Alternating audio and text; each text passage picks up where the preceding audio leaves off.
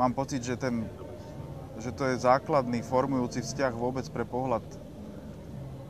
na svet, na život a že ho to môže, to dieťa môže, že ten rodič je pre neho taká brána v podstate do vnímania sveta, aj keď to dieťa vníma svet po svojom a má ho úplne vlastne čerstvý a sám si robí svoj obraz, ale zároveň ten rodič mu môže pomôcť alebo mu môže aj uškodiť, samozrejme. No a je to podľa mňa obrovské umenie vytvoriť taký vzťah, aby to dieťa sa rozvinulo v tých svojich talentoch, schopnostiach, možnostiach a zároveň aby vnímalo svet v takom reálnom pohľade, aj krásnom, aj realistickom.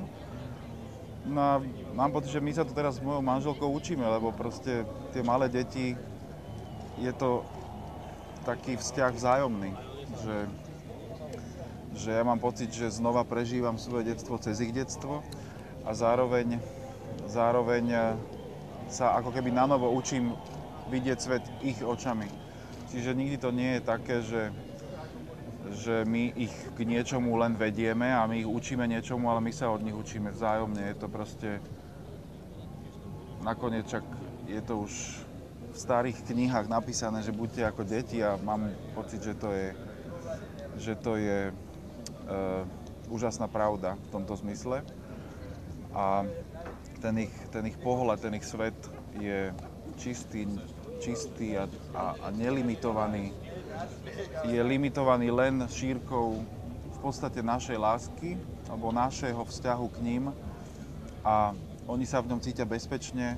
cítia sa v ňom, keď im to my sme schopní dať, tú lásku a ten priestor, v ktorom sa pohybujú bezpečne, tak to je obrovská radosť, ktorá sa vracia samotným rodičom. Čiže ja to vnímam ako taký kruh uzavretý, alebo ako taký prsteň, ktorý vlastne sa stále točí medzi nami a nikdy sa neskončí. Proste pre nás je to, a keby som mal byť taký úplne praktický, tak v súčasnosti pri malých deťoch je to aj náročné z toho fyzického hľadiska, ale je to nádherné zároveň. A častokrát človek povie, že už mám toho dosť, už nevládzem ďalej, ale zároveň znova a znova to akože prídu momenty, keď to dieťa prejaví tú úplne čistý vzťah, čistú lásku voči rodičovi, úplnú dôveru a vtedy človek úplne rastie, mám pocit, že mu sa svet otáča, tie okuliare sa úplne menia. Takže asi tak.